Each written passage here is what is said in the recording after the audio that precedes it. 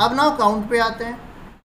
Now we have a string, let's say we have a string, this is my book. How many, if somebody asks you how many is are there in this file, in this string, 2 is are there. Pattern, how many patterns are there? There are 2 patterns of is. एक this में is छुपा हुआ है और एक is अलग से word है. तो अगर हमने यहाँ लिखा s dot count, just 1 minute, it is compulsory to pass the variable inside this, so I am putting it here and run. How many is are there? 2. So it is comparing, it is not counting the words, it is counting the patterns. Clear हो गया? हाँ जी कर सकते हैं ना आप. लो आप देखो ना यहाँ ओ को, वो भी 2 बार आया. लेकिन अगर ठीक, अब अगर हमने इसमें x काउंट किया, क्या x है इसमें? s dot count lower case में x नहीं है तो काउंटिंग 0 रही. तुमसे ही कहा जाएगा कि एक प्रोग्राम बनाओ, एक स्ट्रिंग रीड करो, जैसे कल करवाया था. एक कैरेक्टर देखो वो कितनी बार प्रेजेंट है. हमने तुम्हें कल करवाया था सिर्फ फर्स्ट अकरेंस का क्वेश्चन.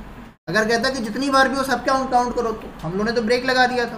तो ब्रेक तो नहीं लगेगा, वो काउंट करते रहो जब तक पूरी स्ट्रिंग कंप्लीट ना हो जाए. तो जितनी बार काउंटर बढ़ता जाएगा. मान लो वो एक ऐसा कैरेक्टर तुमने सर्च काउंट करने की कोशिश करी या फाइंड करने की कोशिश करी जो एक भी बार नहीं था, तो 0 ही तो रहेगा काउंटर तुम्हारा. इसलिए इसका आंसर क्या आ रहा है? 0. एरर नहीं आएगी. हाँ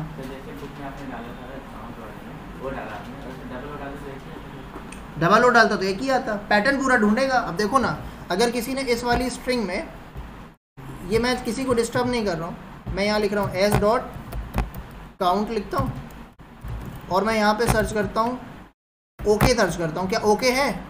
ऑब्वियसली है, एक बार है.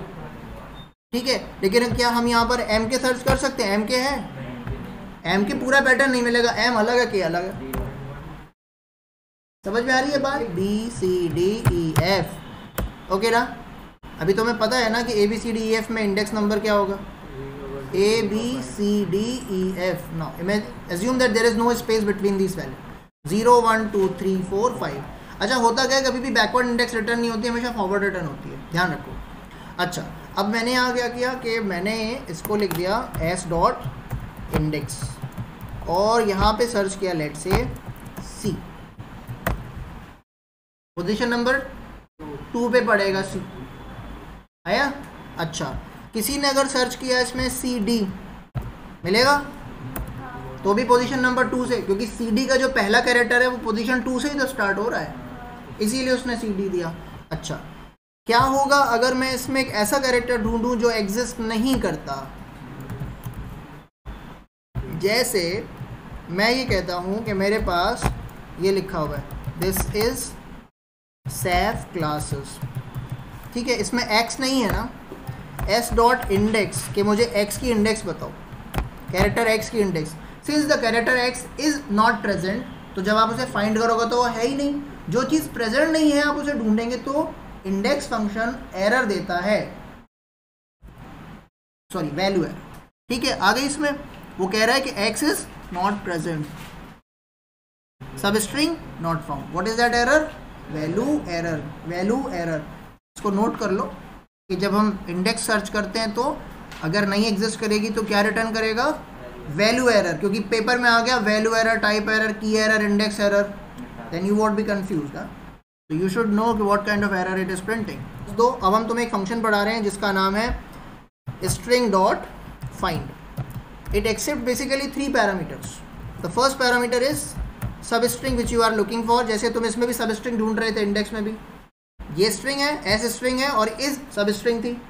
यहाँ भी तुम सब स्ट्रिंग ढूंढ रहे हो, लेकिन तुम्हें फ्रीडम ये दिया है कि तुम ये डिसाइड कर सकते हो कि तुम्हें किस रेंज में ढूंढना है, अपनी स्ट्रिंग में कहाँ से फाइंडिंग स्टार्ट करनी है और कहाँ तक जाना है, वो तुम दे सकते हो with the help of 2 parameters called start and stop that you can specify but both are optional.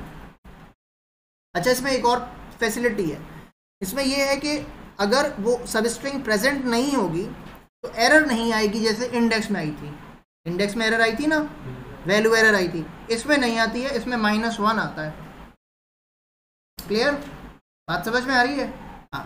तो पॉइंट इज दैट कि अब देखो कैसे काम करता हूँ. मैंने इसको हैश कर दिया ताकि ये डिस्टर्ब ना करे तुम्हें, ताकि तुम इसे समझते रहो. अब मेरे पास एस है, एस डॉट फाइंड लिखा मैंने, सबसे पहले वो स्ट्रिंग ढूंढ रहे हैं जो एग्जिस्ट नहीं करती, जैसे कि XYZ। क्या XYZ एग्जिस्ट करती है? क्या आया?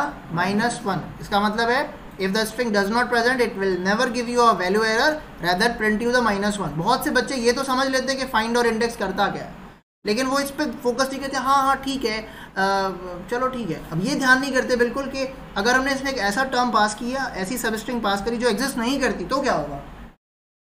और बहुत से बच्चे ये भी एनालाइज नहीं करते कि दोनों ही एक काम कर रहे हैं। फाइंड भी तुम्हें इंडेक्स पोजीशन इंडेक्स दे रहा है और इंडेक्स फंक्शन भी इंडेक्स दे रहा है, तो फिर दोनों में डिफरेंस क्या हुआ? डिफरेंस ये हुआ कि अगर स्ट्रिंग सब स्ट्रिंग एग्जिस्ट नहीं करेगी तो फाइंड -1 देगा और इंडेक्स एरर देगा।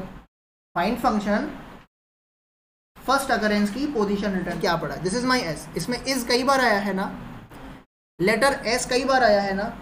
अच्छा, अगर हम तुमसे ये कहेंगे कि एस डॉट फाइंड और हमने यहां पर लिखा इज, तो ये हमें पोजीशन देगा 2। इसका एक और भाई है जिसका नाम है आर फाइंड। क्या नाम है? R find. यानी कि ये क्या करेगा? राइट साइड से पहली अकरेंस की पोजीशन देगा। अंडरस्टूड है ना?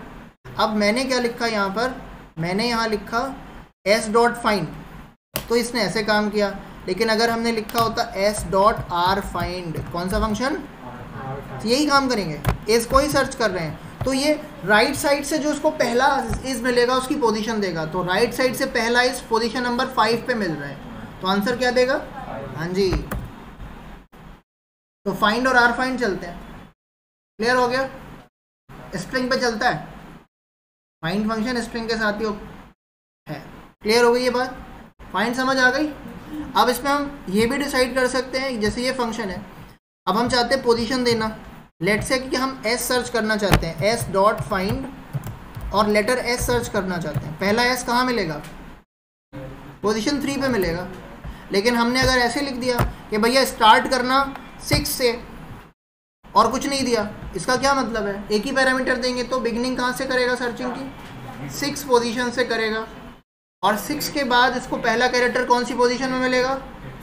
6 पे ही मिलेगा, 6 पे ही तो एस है, मिल गया। और अगर हमने यहाँ पर आर फाइंड लगा दिया तो उसको पहला कैरेक्टर कहाँ मिलेगा? 18 पे मिलेगा। और अगर हमने यहाँ पर एक पोजीशन लगा दी कि तुम यहाँ से जाना और 16 तक सर्च करना, या तुम 14 तक सर्च करना, 6 से 14 के बीच में कोई एस